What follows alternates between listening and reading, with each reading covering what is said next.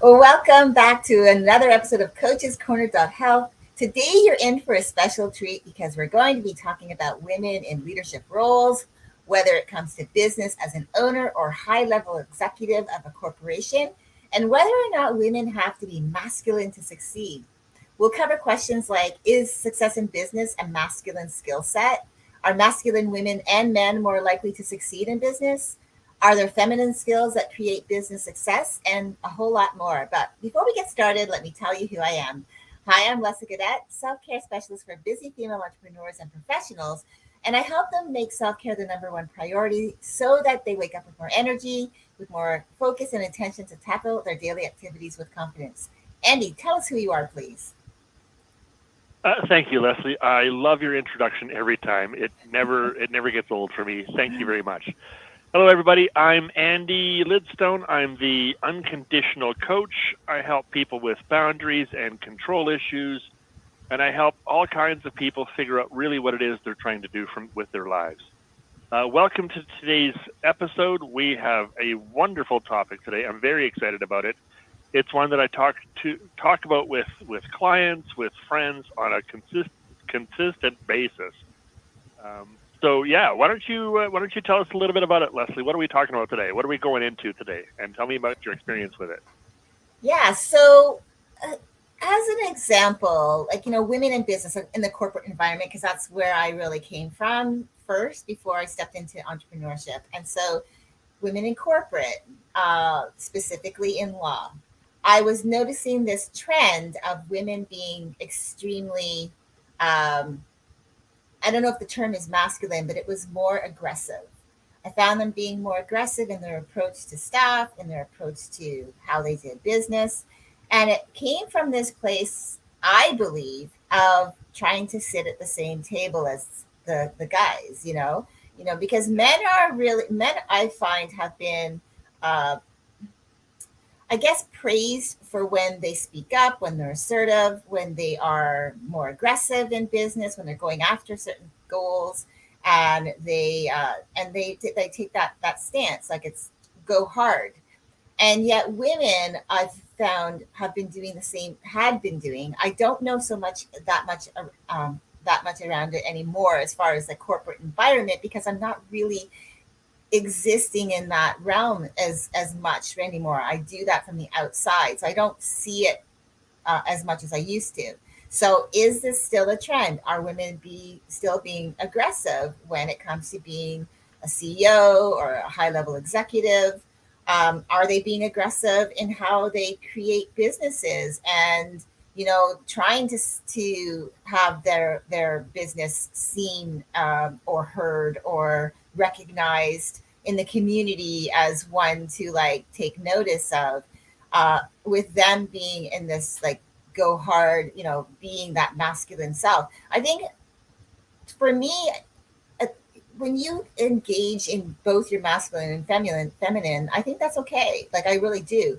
But I think is that when it becomes all about like when you're in that environment, that setting where you're a CEO, an executive, a business owner, a woman, in those roles, that it looks a lot different because we are almost looked at as being the nurturing community, the ones who support. And so when we go outside of that box that we've been put in, then it doesn't look favorably down on us. We look like we're being too aggressive, and we get called different types of names. So that's what I saw in my own career, for 40 years. But for the last the last five, not being in an office setting and really being an entrepreneur now, what I did see for, like, let's just say 35 years of my law career is that there were a lot of women who fit that masculine side where they're very feminine women, but when it came to business, they're very aggressive, very curt, Right. very short. And, I think that hurt them more than it helped them, because Yeah. for me, I didn't want to work for a woman when I was working in law for a long time Right. until, I did find pockets of women who are phenomenal, who are great to work with. You know, I never say work for because I felt like I was contributing to the team. But yeah, that's been my experience. Yeah. Yeah, and I see a lot of that too. And I one of the things that I wanted to point out about what you said is that a lot of women in business do they do take on this kind of aggressive role, this very assertive and especially the higher up the chain, the CEOs or the owners or the people at the top of the chain.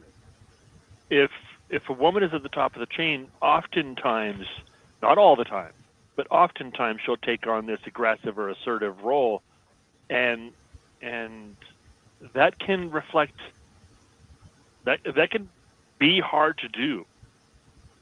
Um, and as you were talking about that, and then you said later on that you found a woman, maybe a few women that you could work for, uh, and I do believe that has to do with masculine energy in both cases, because I think running a business is a masculine kind of an activity, which is why still men tend to do it more than women. However, I like that more and more women are getting up into those positions and earning those places. Um, the point I wanted to call attention to, though, is some women are very aggressive in those positions, and that's not different than men. There are a lot of men who are very aggressive when they take those positions as well. Um, and the ones that are good to work for, the ones that we all enjoy working for, men or women, are not that toxic aggressive, that toxic masculine. Mhm.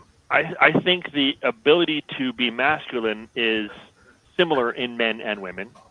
We can all be masculine. We can all be feminine. I have many times where I'm much more of a nurturer than I am a leader. Um, so that's something that I don't have any issues with. Something that I think we should all embrace in ourselves. And in we're still men and women both still have the same possibility and likelihood that when we use our masculinity, it can be toxic. Masculinity is by its nature a more energizing and aggressive um, energy, right? When we are masculine, we are being more protective, more defensive, more attacking, more go for it, more adrenaline. Those are all masculine kinds of characteristics. And we all have toxic versions of those. We've all experienced or even done toxic versions of those. So I do believe that a lot of people who get into those positions, men and women both, when they become more aggressive, when they become more, demanding or less compassionate, I think those are toxic versions of masculinity. Those are the ones that are, less concerned about other people.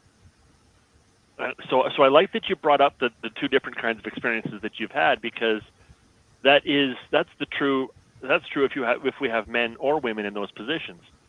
The difference is when we see a woman do that, we seem to be less tolerant of it than when we see a man do that. If a man is the CEO of a company, is getting all bossy and demanding, a certain leader of the Apple company was known to be quite aggressive and demanding, and yet we respected him for that.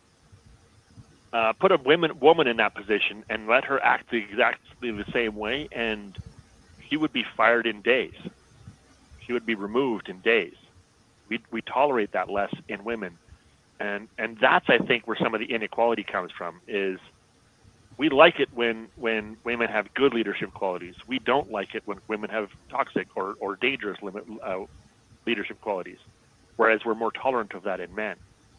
And I think this is part of the issue that we run into in different leadership positions. And one of the things that I think that we should address on both sides of the fence, I think men and women both, we could afford to teach us each a little bit more about what it's like to be, considerate and kind, and embrace that feminine nurturing side. so that we can counterbalance our masculinity with some compassion, because there are times when being demanding and aggressive are quite honestly just ignorant and destructive, right? So I like that you brought those experiences up, because it really brings forward this idea that there is a difference. It's not all about just being masculine. It's about being the right kind of masculine. And I do believe in some ways that running a business is a masculine kind of an activity. That being your own boss or being the boss is somewhat of a masculine activity. And there's good ways and bad ways to do that, just like there is for men. Yeah. So yeah, No, I agree. that's my thoughts. Yeah, and I think too with that, when you think about, like you were saying, there's this double standard of respect to someone who has that masculine aggressiveness, which is not necessarily who the type of person you really truly want to work for. Right. Although, when it comes from an employee standpoint, not many people like to work for people like that, whether they're a man or a woman. I think Correct. where they get that respect from comes from their peers, people who are in business, who are watching them, because they see the side of them that's successful. They Yeah. see them as being go-getters, as troopers, as they don't give up. They're they're innovators of creating more success for their company, but they don't see a lot of the behind the scenes of the difficulties in working maybe for someone like that, Right. how they treat their staff. I've found over the years, just quickly going back, I remember watching a 60 minutes episode of a company in North Carolina, and it was owned by this guy who had this great idea, which I really loved it. And I thought, why can't more companies be like this? But it was such a place that people wanted to be. He made it so that there was, time to have, like a break, with your family. So there was that place where they could go and eat. So they had like their own, what do you call those places in malls? I forget what they're called. It's like Food the court. food court, a food court. And so he'd had a food court but there was a lot of healthy food choices. He had a doctor on staff. There was a daycare for the kids. There was a place for them to go work out. There was all of this lifestyle was created for his staff, which I loved. And there was such a camaraderie with everyone. And Right. it wasn't a publicly traded company. It was private, and he wanted to keep it that way because he felt like keeping it that way, then he wouldn't have to. I guess when you take it public, then you have the shareholders who are now wanting to create, obviously more wealth, and that could dilute the actual greatness of what the company was all about, like its mission. Right.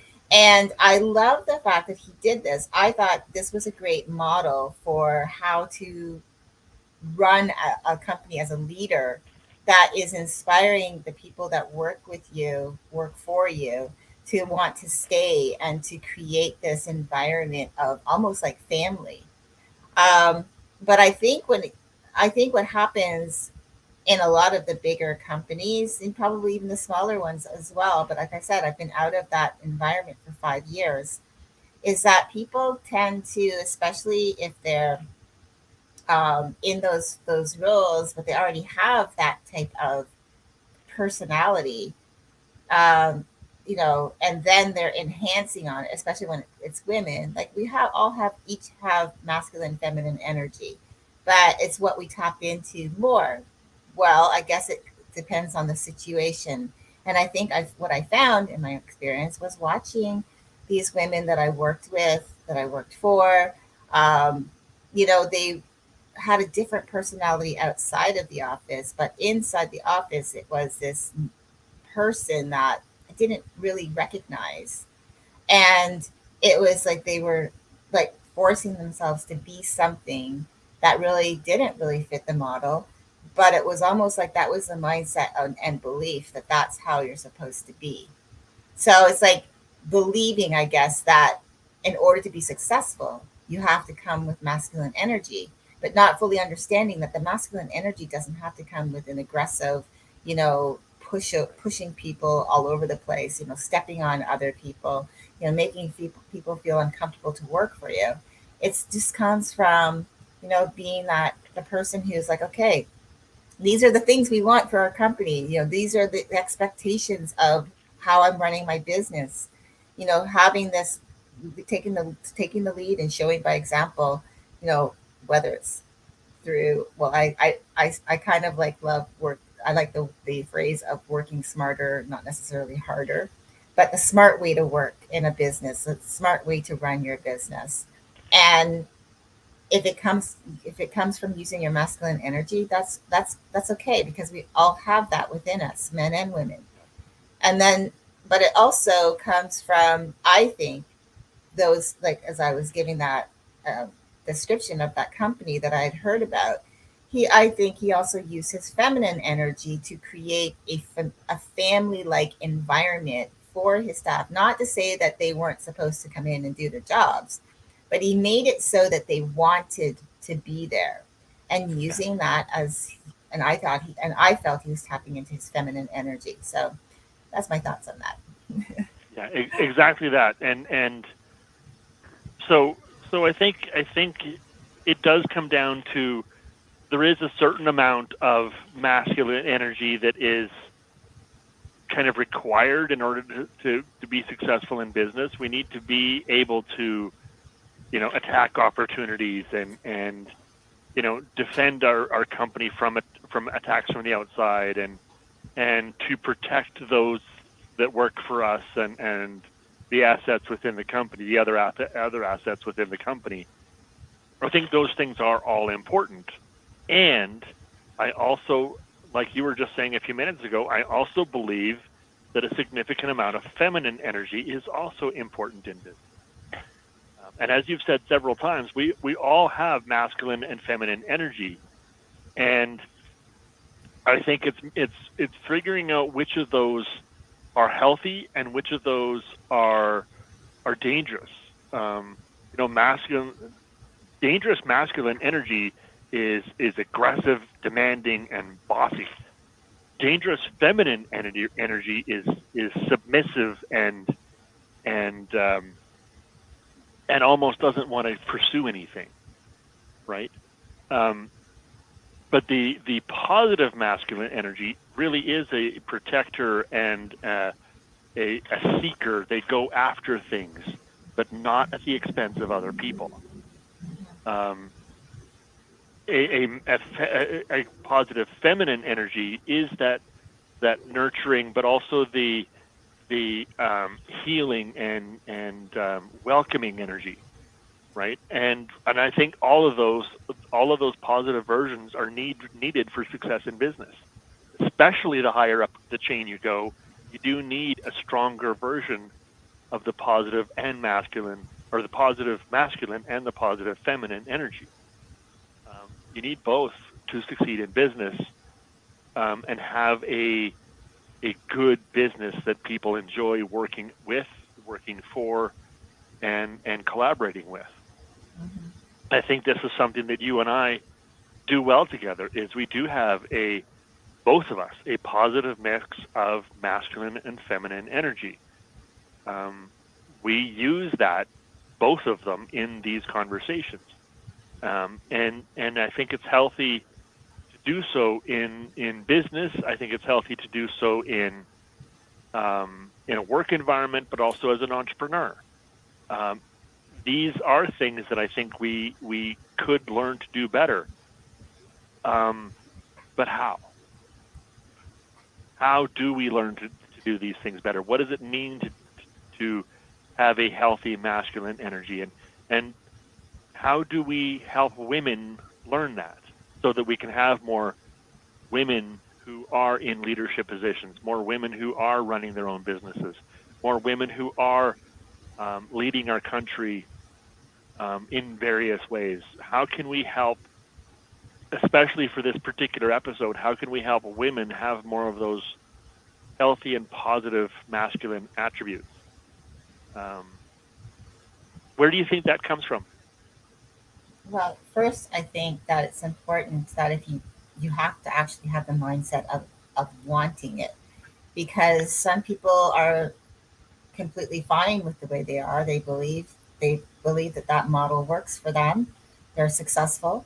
They have great business. They have, bottom line, their business is great. They surround themselves with people like that. They don't necessarily have. I don't know if how their employees feel, because it would really have to come down to that. But it's leadership begins with, I believe, not only being one to show the way, to show how things are done, to show what is required, but it's also asking for feedback, and feedback to actually make the business work better.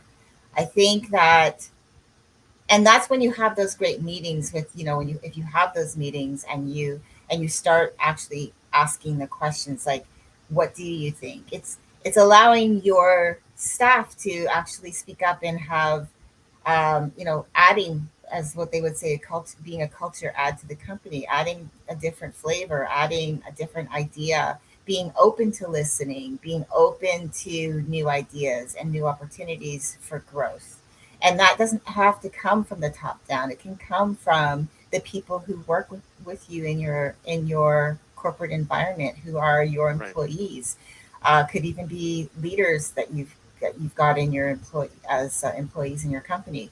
But I believe it doesn't just come from the person who's in charge, because you have to be able to be open to new ideas and new opportunities, new perspectives, and not always believe that you're right. Uh, you know, and also being open to like the younger generation, because you know as we're going through life, we looked to the generation before that's ahead of us, and we've watched what's worked for them and what we liked and we saw what didn't work, and whether we dove into that a little bit deeper and found a better way. That's how we've been forging our path. Well, it's the same thing for people coming up behind us. They're looking at what we're doing, but they're also exploring how to do it differently, how to improve. That's the point of being human. Is we always want to improve. We want to enjoy things at a better level.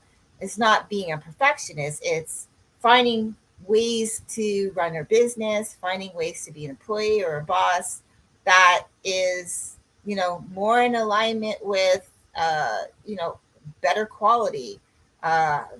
Keeping your employees happy should be on top of the list, so that you keep them. Employee retention. That's something that a lot of people I know have been talking about. That they find that there's been a turnover in a lot of companies, a major turnover.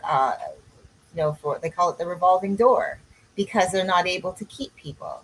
So I think it begins with the leader being able to say, okay, I am the leader of the company because it's my company. I have these people that I've created in positions that are in leadership roles, but they also have a team. And I want to be able to like make this not only come from the top down, but how about from the bottom up, and allow us to have this conversation. Yeah. Women, I think, are becoming more aware of this, because women, most of the time women are the caregivers with the kids. They are the homemaker, and it's almost like they bring that mentality to a business. Like a lot of the new women in business that I'm talking to now, are bringing that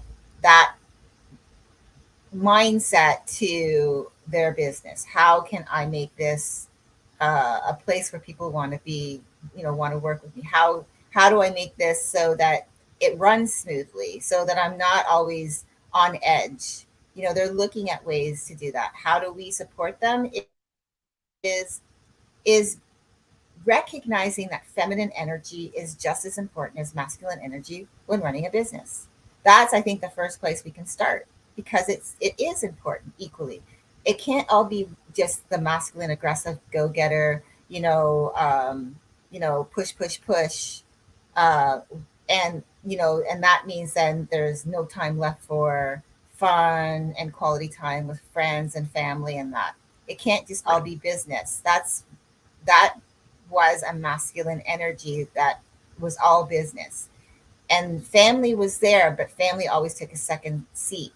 I think that if a company does embrace the fact that family is important, then they have to embrace both the masculine and feminine energy, because family is a lot of feminine energy. It's the kindness, the compassion, it's the grace, it's the gratitude, it's enjoying quality time, it's nurturing. And if you can embrace all of that and empower women to be able to embrace both masculine and feminine in their businesses, that's going to allow women to feel recognized, acknowledged, respected, and allowing them to feel like, you know what, I deserve the seat at the table as well as you do. And I'm willing to bring this new model that I'm embracing to the table and show you how I would do it. And allowing, as again, you have the men at the table who have usually been that masculine energy. They're not all aggressive and mean, but it's usually just that one side. If they're willing to be open to that and embrace it, that they can have both and run a successful company, I think that, and or that it's okay to accept and respect women who use that as their business model, and allow them respectfully a seat at the table. That's where you start. Yeah. Yeah. And I like that because it is about sharing both the masculine and the feminine energy. It is about using both in ourselves as leaders, sometimes to chase the goal or to, protect from outside attacks, and sometimes to really nurture the culture, nurture the family of the business, like nurture the people in our business, and heal like when we have been attacked either from inside or outside, and there is damage, to help, to use that feminine energy to heal. And as you were talking, I was thinking, it would be great. One of the ways that we can encourage more women in leadership positions, and we could encourage more of the men who embrace their femininity, because this is another area that we lack seriously in business, is by creating positions that are optimized for feminine energy, like the position of the cultural leader, or like the position of the I don't know even what to call it, but the person who focuses on the people in the company, like the employees and the vendors, not how productive they are, but how they feel, how how they feel physically, how they feel emotionally and mentally, to to actually put people in full-time positions, in leadership positions. We have a CIO, we have a CFO, we have a COO. Let's have somebody in the C-level position whose job it is to make sure that everybody in the company is, healthy and happy. Let's have a C-level position where there's somebody who helps to innovate um, new ways to bring culture to the company. Right? Let's have C-level positions that do those things, and entire departments of our companies that are designed on making the employees and the vendors more interested in helping that company, and more interested in working with and working for that company, and not just with salary, but actually because they enjoy being there. We care about their health, we care about their families, we care about their personal lives. And it's not that we have to share everything about our personal lives, but when somebody does share something about their personal life, there's somebody there whose job it is to care, right? This will allow both the men who embrace their feminine energy more, and especially the women who don't want to embrace masculine energy, in order to succeed in business. This is how we can help those kinds of people to become a little more successful in business. A lot of them struggle to even find decent jobs. And I think that's a major part of business that we're currently missing. I believe we are underestimating the financial value of those kinds of positions in companies. And, you know, the other part of that is that will also then bring more attention to those people who have a bit of both, a bit of masculine, a bit of feminine, a bit of healthy energy. Plus, if we have those positions within companies, we will be more equipped to focus on healthy versions of masculine and feminine energy. We'll be able to focus more on what it's like to have a healthy family and a job, or a healthy family and run your own company. We'll be able to create positions like that instead of just, creating an entire coaching industry so that we can do it from the outside. If we had these people inside of corporations, we could really change how business works and really change how people look at employment, which I think, as the pandemic has shown us, this world is ready for. We are ready for a different way of having a job. Yes. Oh my gosh, I'm so excited by what you just said because it just sparked something within me. And I was like, yes, I'm all about self-care, right? And so it's so important thinking about the health of our team, the wellness of our team, doing that from the inside. And it's so funny that you say that because I've been kind of put into this leadership role within the company that I'm supporting of lawyers and paralegals, and running meetings a couple times a month just to talk about, like, while their head of their team is on maternity leave. And it just resonated with me so much that I found this is one of the ways that I could really continue supporting when she comes back is through that self-care aspect of it. I think it's so important, yes, to be thinking not only about what they can do for the company coming in and the business, making the business run like a well-oiled machine in the job that they do, but if they're not taking care of themselves, no matter what, they're going to come to work. Maybe they're going to be tired.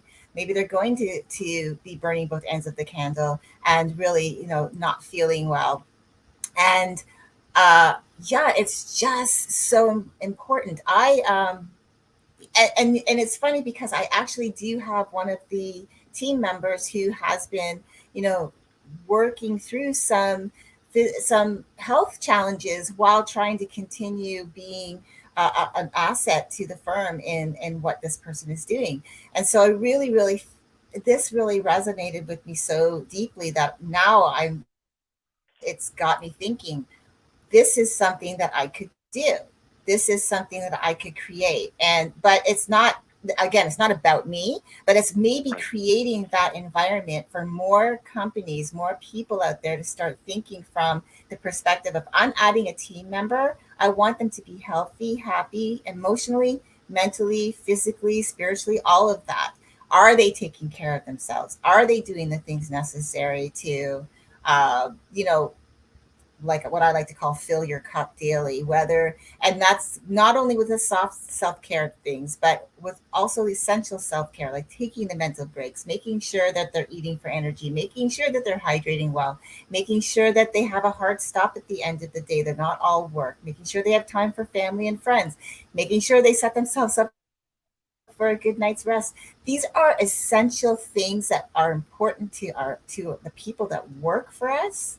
So again, we talk about women in business and men in business. This could be a part of their feminine energy that could support their company and make it more successful, because it comes down to every little piece of the puzzle. You might be the one who created the outline of the puzzle, but you filled it in with all of these people that are essential to running your business. And if you don't want the turnover and you want to keep these people, it does come down to taking care of their wellness. I love that so much, Andy. I have to tell you, absolutely love that. Thank you. That is the point, though. It is I think we have been focusing honestly, for centuries on only half of the business. Mm-hmm. You know, we've only been focusing on, can I make money? What more can I squeeze out of my employees? Well, have you thought about what they want? Have you thought about how they feel? Have you thought about whether or not they even want to come to work every day? I mean, they have to because of a paycheck. So is having to come to work okay with you? Are you okay with your because your employees have to come to work, or would you rather that they chose to come to work? Right? Would you rather that they enjoyed it? I would even suggest that it's possible that you would have less necessity for financial raises and less necessity for financial incentives like bonuses or signing bonuses and things like that. Like, you'd have less necessity for that if people were, if the reputation got out that you were a brilliant company to work for. People would be scrambling to work for your company, and you'd have to create positions just to hire enough of them. I mean, this is, I think, the key to success that a lot of businesses are missing out on, and it's the key to success that a lot of our younger generation are starting to not just request but demand. A lot of the younger generation we've seen in the last 2 years are like, we don't want this job. We actually would rather stay home and not have a job than do this soul-sucking, thing that I don't even like. It isn't going to lead to a career, or even if it does, it's not a career I want.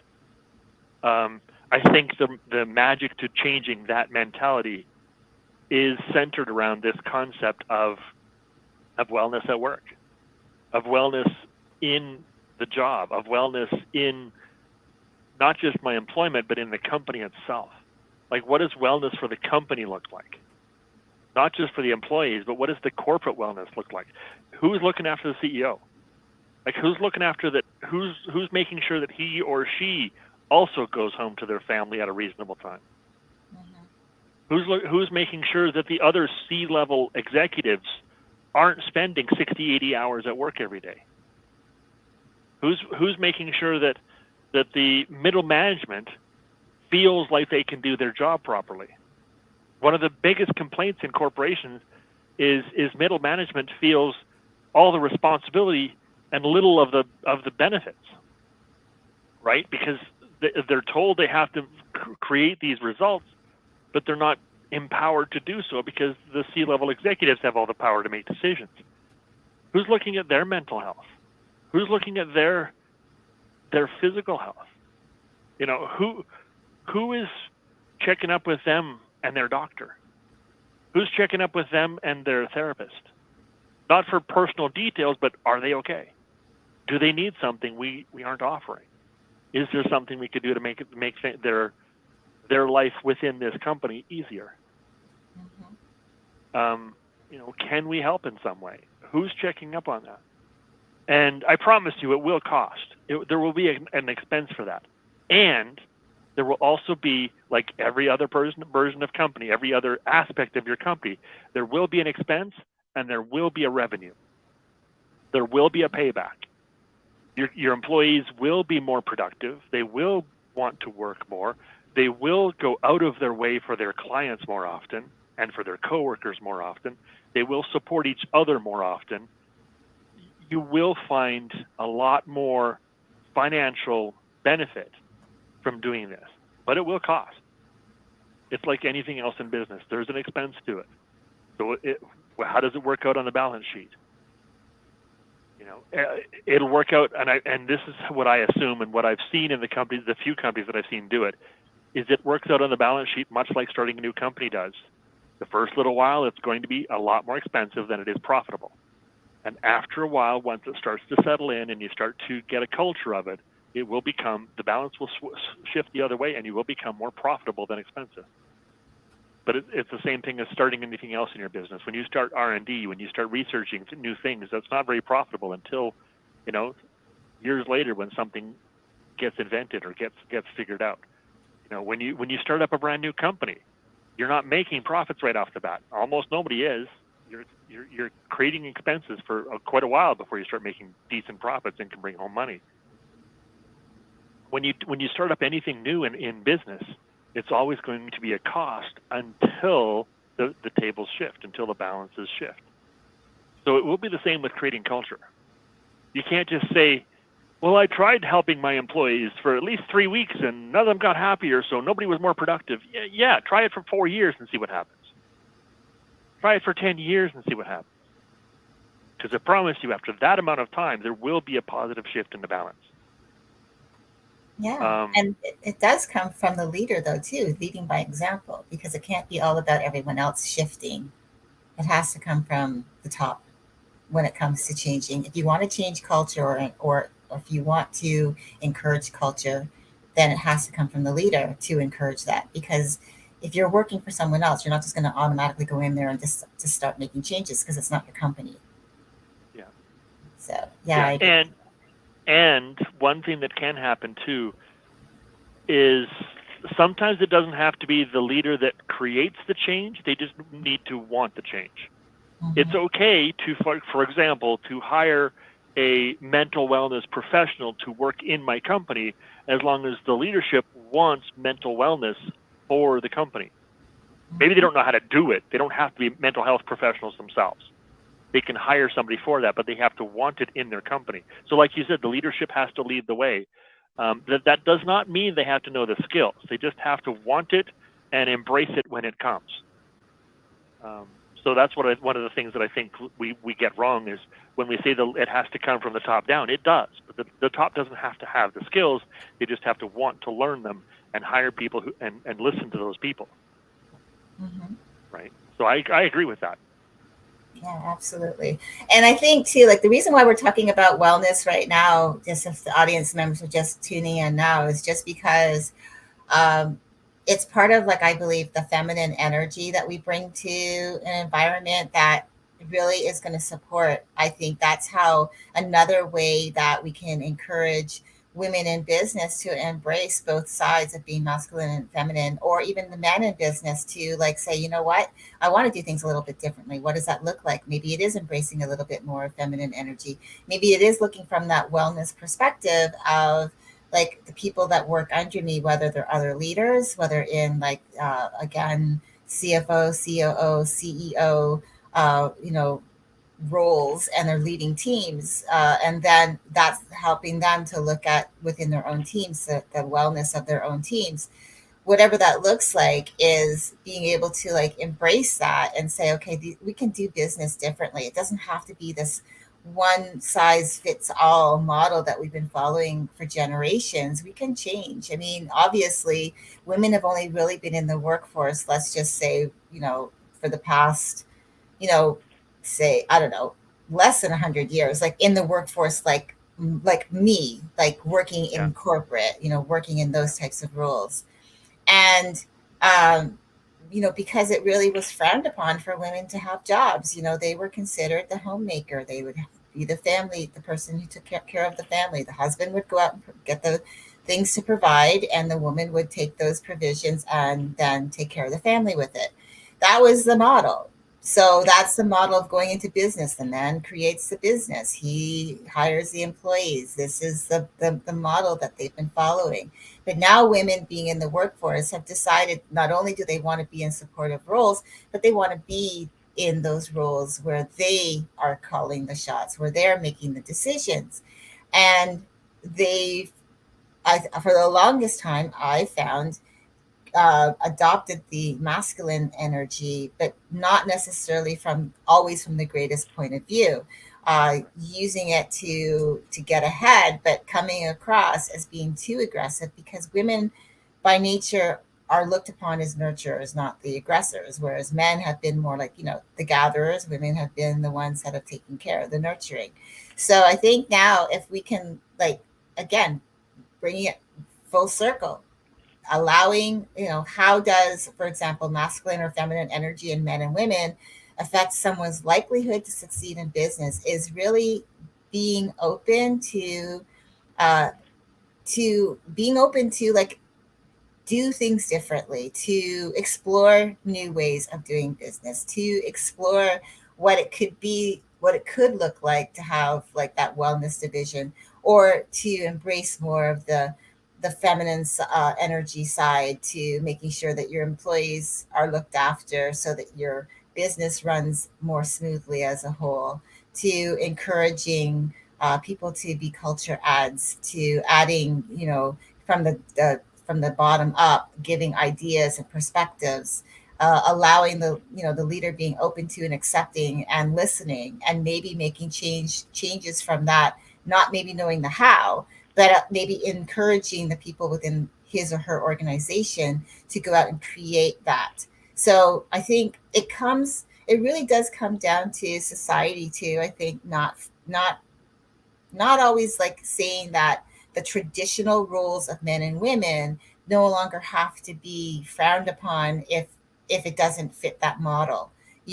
Whether the woman is a breadwinner or the husband is a breadwinner, whether the woman works or doesn't, because her and her husband have decided not, that this is the model they want to go. That's great. But if the woman and the man decide that they want to have, both of them are in some type of business, they both have their own businesses, for example, or they're in corporate and have those positions, respecting each other respecting each other, that it's a great thing, number one. And let's start encouraging other women to go out into the world and to create these positions, to create these companies, to create this environment. And let's also encourage the men in our communities to embrace new ideas, and maybe open themselves up to bringing in more of a feminine side and a feminine energy to their company to make it work more cohesively for them. It's being open, I think. But and like you said, it has to come from the mindset of wanting to make a change within to help them do well. Like, I don't really know the full story Southwest. You might know the full story of Southwest, but I know that they had that that mindset, fixed mindset, and they didn't believe in doing anything else until somebody else came in and said, this is something different that makes more sense. It's like any company. If you're stuck in your ways, you're fixed. There's no room for growth.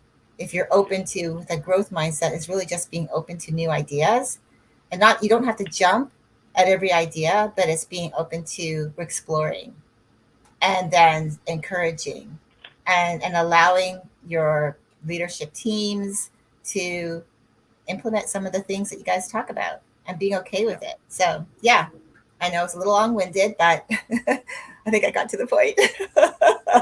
I think long-winded is the name of the game for us. I mean, that's what you and I do, is we're both long-winded. So that's great. That's great. This is why our conversations are an hour and not 10 or 15 minutes. So yeah, it is about having an openness to both the masculine and the feminine energy. Yes, to answer the basic question at the start of the episode, at the start of this video, yes, masculine energy is required for success. That's correct. And so is feminine. Feminine energy is also required for success. Any business that focuses purely on the aggressiveness of their employers or the employees, on the go-getter attitude of their employees, any business that does that has high turnover, is burning out employees, is not sustainable. I mean, look at the financial industry.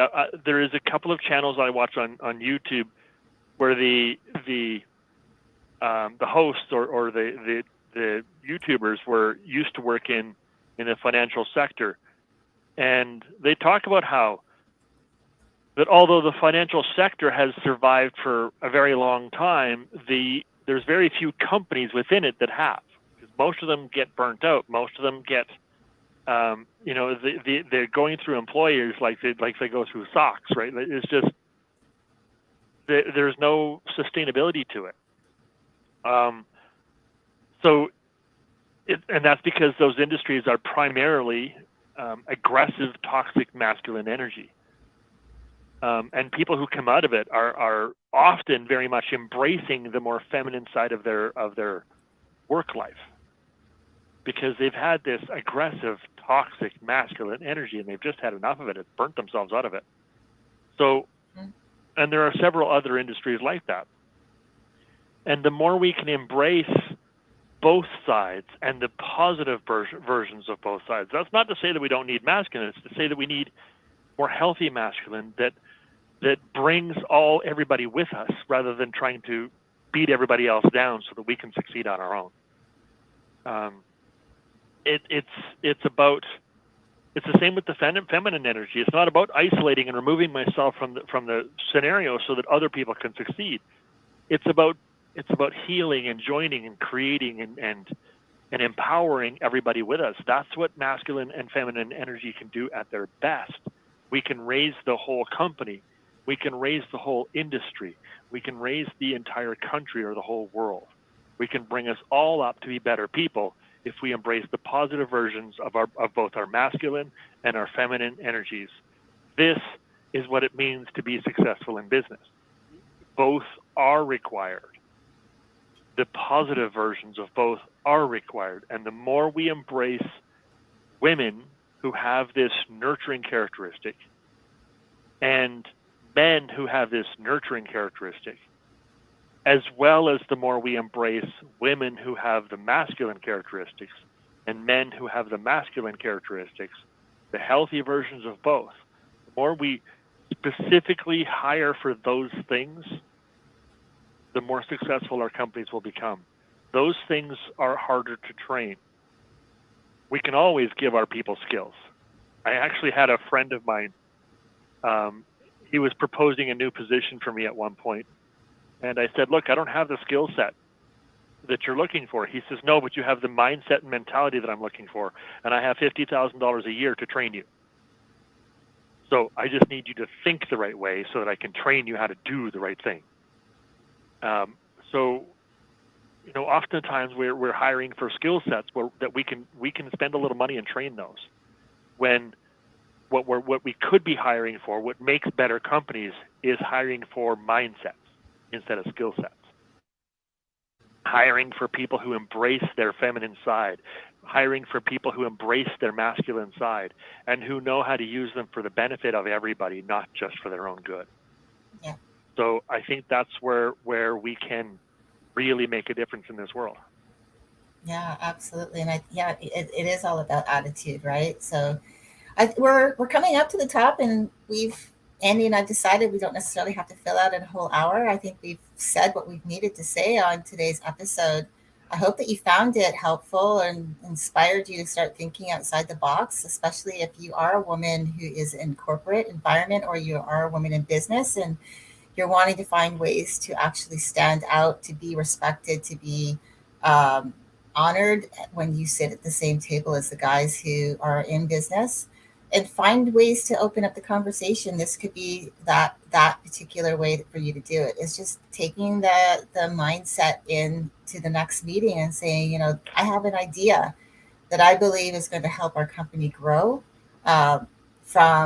will grow as far as it economically, but also to keep everyone happy, including our staff, and we can keep them, staff, employee retention, because that has been something that's come up, and even in my own conversation with the team that I support, and talking with the owner of the company. So totally important to think about as you go through the next phase of that. We're in a new decade, that we're 3 years into a new decade, and maybe it's time to make some changes and start asking bigger questions and thinking outside of the box and embracing both your masculine and feminine energy. It has been a pleasure, Andy. I'm going to put in the chat. I've just put in the chat. If you have any questions, you can reach out to us. I put both our email addresses there for you. Andy, it's been a pleasure talking with you as always. I've enjoyed this conversation. Truly, it really hit a mark for me in many aspects of the conversation. And I just want to say thank you. Yeah, thank you, Leslie. The inspiration you bring to these conversations, the wisdom you bring to these conversations is priceless. So thank you very much for that also. And thank you, everybody, for watching our show today, for participating in the conversation.